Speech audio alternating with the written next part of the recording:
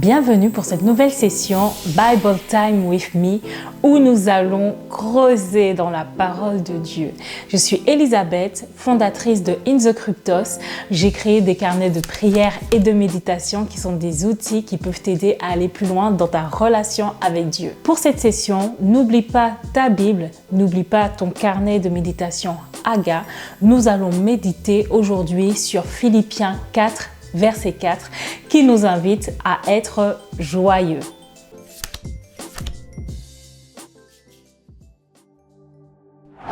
Tout d'abord, nous allons prendre le temps de prier, de remettre ce moment entre les mains de Dieu, que le Saint-Esprit puisse parler à nos cœurs. C'est parti. Seigneur, je te dis merci pour ce moment que tu nous permets d'avoir avec toi.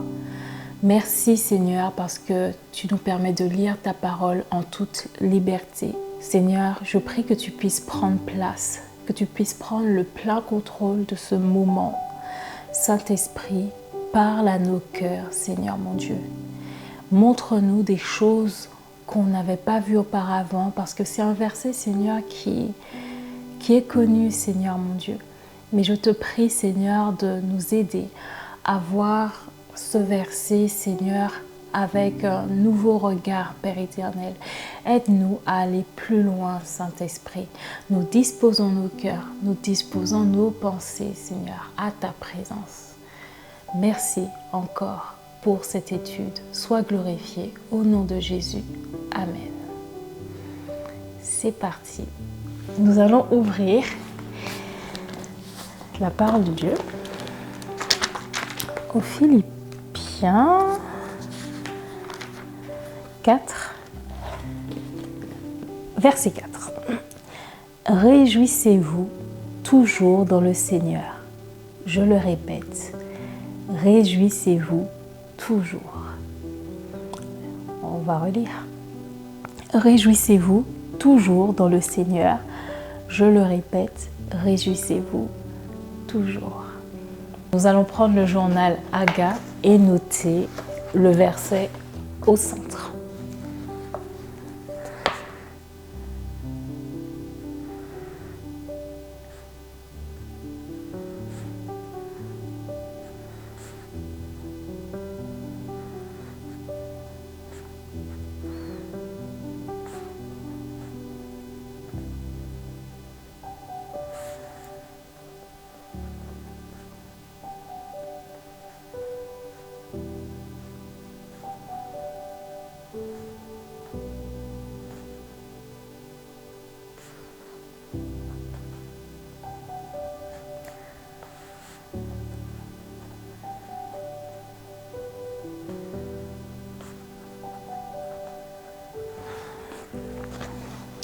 Le fait d'écrire le verset va nous permettre de retenir. Donc, sur la première page, on voit qu'il faut noter le contexte, qu'il faut noter une autre version. Donc, nous allons chercher ensemble. Il y a des définitions à mettre, l'étymologie, des concordances. Comme je vous l'ai dit auparavant, le but, c'est pas que je vous dise ce que je note moi, mais c'est que vraiment on puisse méditer ensemble. Donc je vais très peu parler, même dans les prochaines vidéos, je vais très peu parler, mais on va méditer ensemble et je veux que vraiment vous soyez connectés au Saint-Esprit et qu'il puisse vous parler personnellement. Donc c'est parti. Alors pour chercher une autre version, je suis allée dans l'application La Bible. C'est une très très bonne application parce qu'il y a plusieurs versions. On peut aussi écouter la Bible en audio. Ok, je suis tombée sur des versions intéressantes. Donc alors la première version que j'ai, c'est Paroles de vie qui dit « Soyez toujours dans la joie ». En étant unis au Seigneur, je le répète, soyez dans la joie. Et la version Summer nous dit « Réjouissez-vous en tout temps de tout ce que le Seigneur est pour vous. Oui, je le répète, soyez dans la joie. »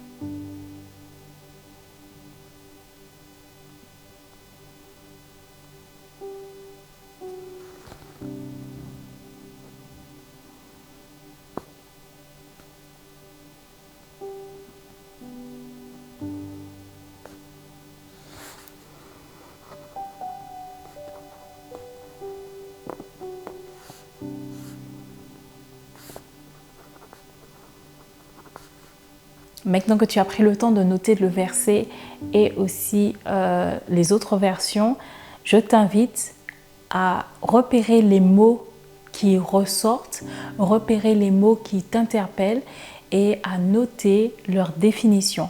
Après avoir noté les définitions, tu vas prendre le temps de chercher l'étymologie de ces mots ainsi que les concordances. Qu'est-ce que c'est les concordances? C'est-à-dire les versets qui sont rattachés au verset qu'on vient de lire. Donc, je te laisse quelques instants et ensuite nous allons passer au contexte.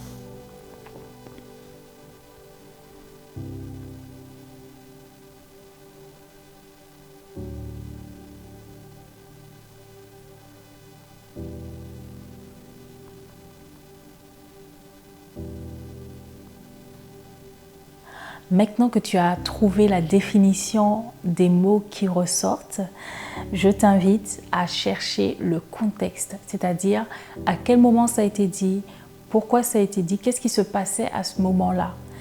Je te laisse quelques instants encore et sinon après on pourra voir ensemble cette partie-là.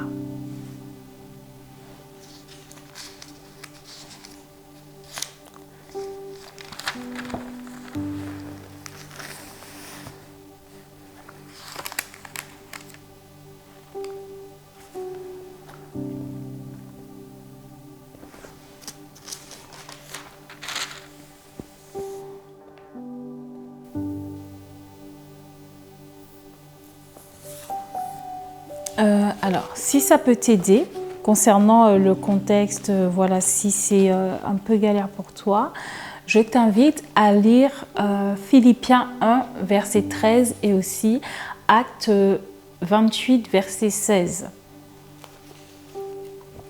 Avant de passer à la seconde partie, j'aimerais quand même partager l'étymologie que j'ai cherchée du mot joie, tiré du grec chara, qui signifie grâce, faveur. C'est lié à la grâce de Dieu, à un don spirituel qui dépasse les circonstances. Et ça m'a rappelé dans Galates, verset 5, 22, que la joie est un fruit de l'esprit. Nous allons passer à la deuxième partie. Si tu dois faire une pause, si tu dois aller travailler, fais cette pause.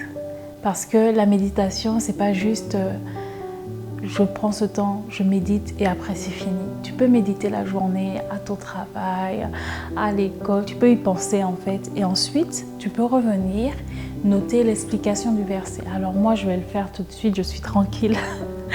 Je vais le faire tout de suite. Mais si tu as fait cette première partie déjà ce matin, c'est très bien. Et le soir, quand tu reviens, tu te poses et tu fais la deuxième partie. Voilà.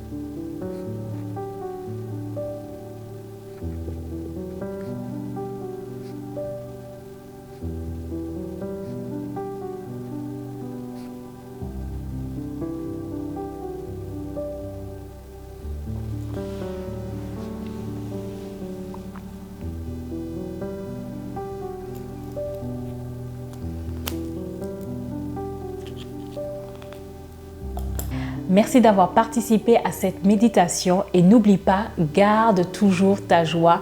Ne laisse ni personne ni aucune situation te la voler, mais garde-la précieusement car la joie de l'Éternel est ta force. Je te dis à très bientôt et demeure béni.